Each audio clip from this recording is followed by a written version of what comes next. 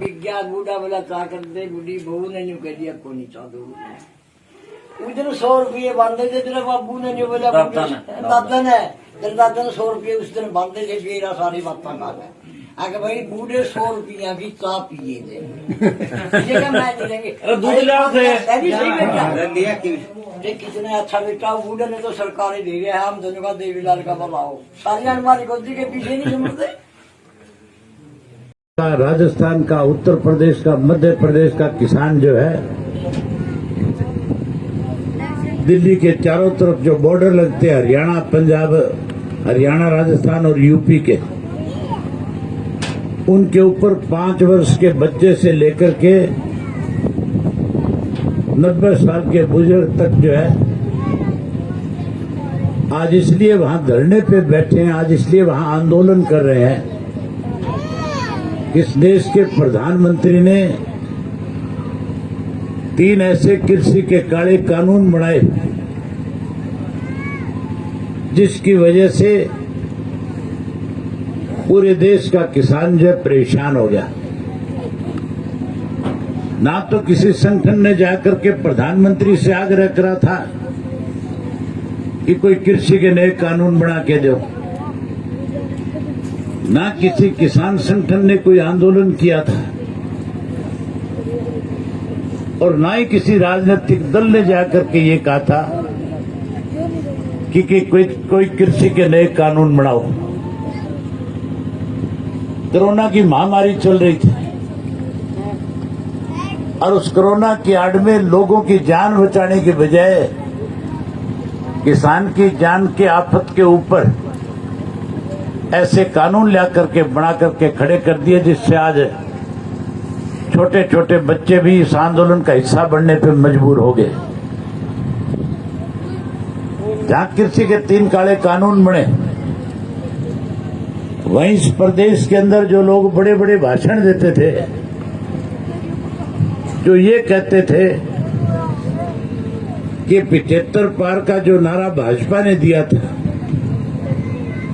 उसके लिए कहा करते थे हम इसको जमुना पार छोड़ करके आएंगे।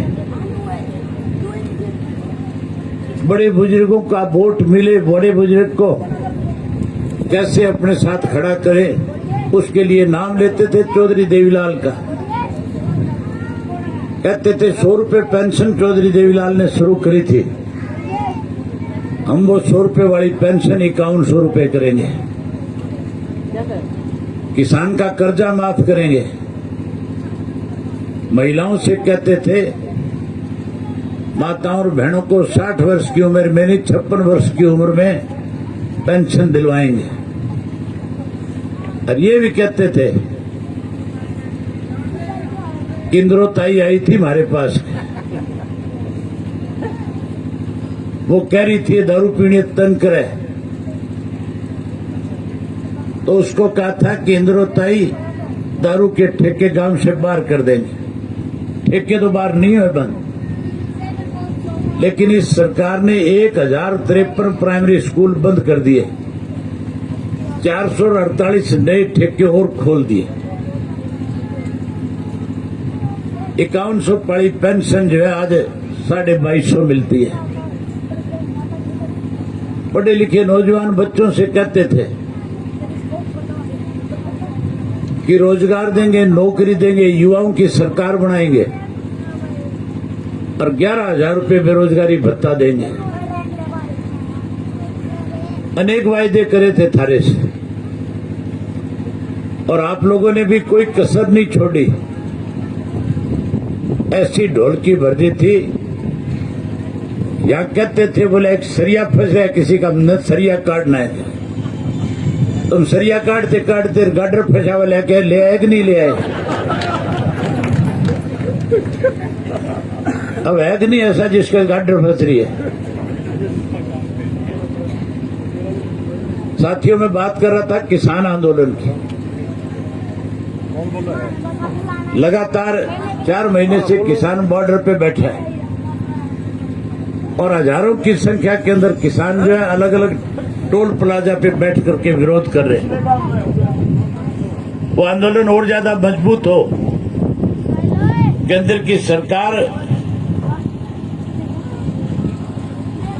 के द्वारा बनाए गए तीनों काले कानून वापिस हो, सरकार अपना फैसला बदले, इसके लिए लंबी लड़ाई लड़नी पड़ेगी। देश की आजादी के लिए आपको बहुत लंबा संघर्ष करना पड़ा था। हमारे देश में जो अंग्रेज राज किया करते थे, और अंग्रेजों के बारे में कहा जाता था कि अंग्रेज का सूर्य कभी अस्त नहीं होता। अंग्रेज का इतने मुल्कों में राज था कि सूरज कभी डूबता नहीं था। एक तरफ डूबता था, दूसरी तरफ उग जाता था। उन अंग्रेजों ने भी इस देश के अंदर 3 काले कानून बनाने की कोशिश करी थी। उस वक्त सरदार भगत सिंह के जो चाचा थे, सरदार अजीत सिंह, उन्होंने एक आंदोलन शुरू किया था जिसका नाम था पगड़ी संभाल वे जट्टा। और उस आंदोलन को 8 महीने चलाया। आखिर अंग्रेज को भी उस आंदोलन के सामने झुकना पड़ा और वो काले कानून जो बनाए थे अंग्रेज, उसको वापस लेने पड़े। ये कृषि के 3 काले कानून वापिस हो, इसके लिए इस आंदोलन को लंबा चलाना पड़ेगा। इसके लिए आंदोलन कमजोर ना पड़े। मैंने जिस दिन इस्तीफा दिया था उस दिन ये फैसला किया था कि मैं हरियाणा प्रदेश के गांव-गांव में जाऊंगा, गांव-गांव में जाके लोगों से मिलकर के इस आंदोलन को मजबूत किया जाए, इसके लिए लोगों से बातचीत करूंगा। आज उसी सिलसिले में आपसे बातचीत करने आए, मिलने आए हूं। इस देश के प्रधानमंत्री ने कहा था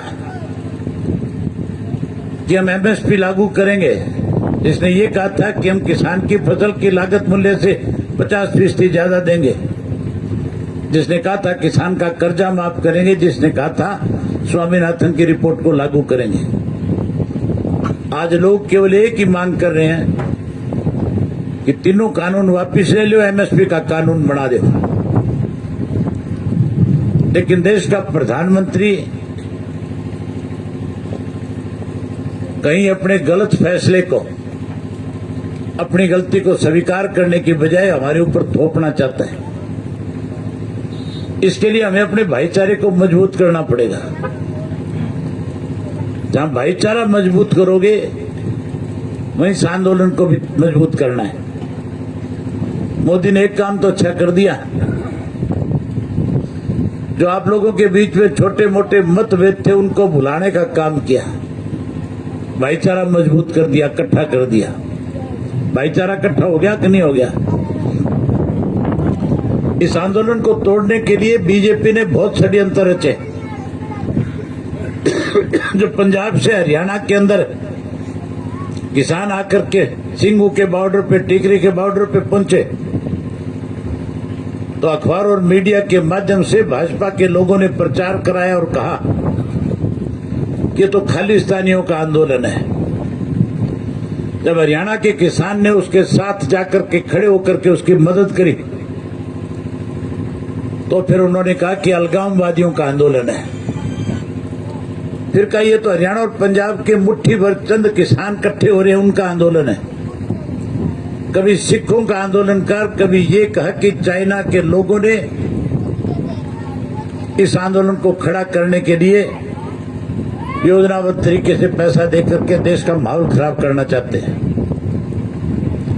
जब जब बीजेपी ने षड्यंत्र रचे, आंदोलन और ज्यादा मजबूत हो गया। हो गया कि नहीं हो गया मजबूत? इस आंदोलन को और तगड़ा करने के लिए भाईचारे को और ज्यादा मजबूत करना, सारा भाईचारा तोड़ने के लिए ये बीजेपी के लोग और षड्यंत्र भी रचने का काम करेंगे। आप याद करो, हरियाणा प्रदेश के भाईचारे को खराब करने के लिए हमारे प्रदेश के मुख्यमंत्री ने राजकुमार सैनी की पीठ पे हाथ रख करके कहा था कि इस प्रदेश को 35 और 36 के जात के नाम पे बांट दे। और उसने पूरे प्रदेश के अंदर अलग अलग जिलों में जाकर के जहर घोलने का काम किया था। उसका नतीजा ये निकला कि जाट आरक्षण आंदोलन के दौरान तुम्हारे 32 नौजवान बच्चों को मौत के घाट उतरना पड़ा। पहले इन्होंने जाट आरक्षण आंदोलन के दौरान हमें बांटने की कोशिश करी। अब फिर कोई ना कोई ऐसा ही रास्ता निकालेंगे, ऐसी कोई योजना बनाएंगे जिससे फिर कहीं प्रदेश का आपसी लोगों का भाईचारा टूटे। इसके लिए सचेत रहना और भाईचारे को मजबूत करना। साथियों, भी मुझे गांव की तरफ से पगड़ी आपने पहनाई। पगड़ी का मतलब जानते हो? जो पगड़ी पहनाई जाती है,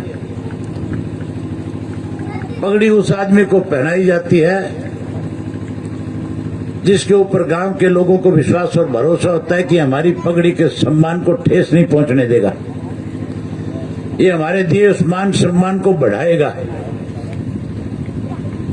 आपके गांव ने पगड़ी चौधरी देवीलाल जी को भी पहनाई थी। चौधरी देवीलाल जी ने आपकी उस पगड़ी को प्रधानमंत्री के पद पे ले जाने का काम किया था। आपने पगड़ी चौधरी ओम प्रकाश चौटाला को भी पहनाई थी। कांग्रेसियों ने षड्यंत्र रचा, 10 साल की कैद करा दी, लेकिन आपकी पगड़ी किसी के कदमों में रखने की बजाय 10 साल की कैद स्वीकार कर ली। एक पगड़ी आपने दुष्यंत के सर पे भी रखी होगी, रखी थी कि नहीं रखी थी? जब भी आया करता क्या करते? चौधरी देवीलाल का दूसरा रूप पर पगड़ी सिर पर धर दिया करते।